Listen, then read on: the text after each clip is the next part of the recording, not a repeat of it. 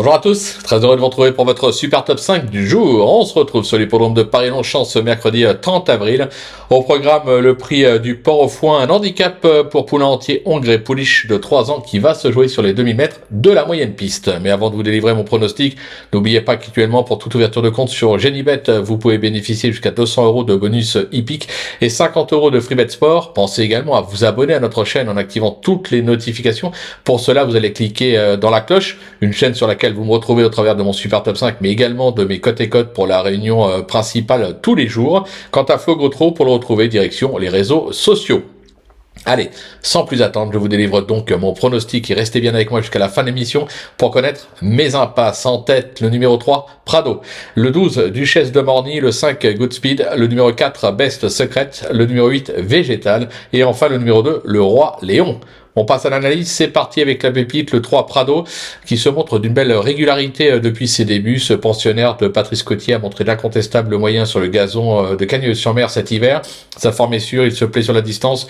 Vous l'aurez compris, il a son mot à dire. Le coup de cœur, le 12, Duchesse de Morny, plutôt régulière dans l'ensemble. Cette pensionnaire de Fabrice Chappet a ouvert son palmarès dans un handicap à Fontainebleau à la mi-mars.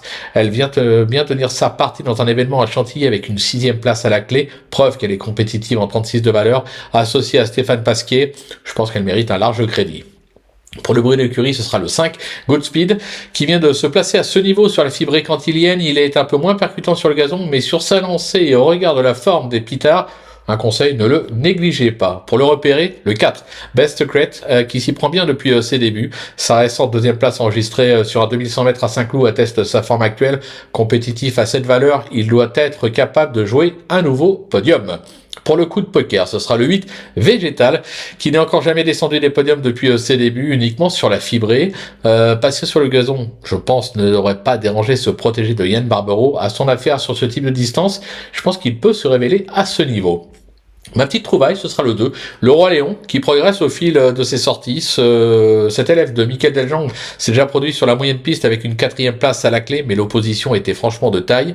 Compétitif à cette valeur, je pense qu'il serait risqué de l'écarter. Pour mes impasses, ce sera le numéro 10, Perry Elio, qui après avoir montré les moyens à 2 ans, semble un petit peu moins performant cette année. Je vais également laisser de côté le numéro 15, Racan, qui aurait peut-être été plus à son affaire sur la fibrée. Voilà, tout est dit, ou presque.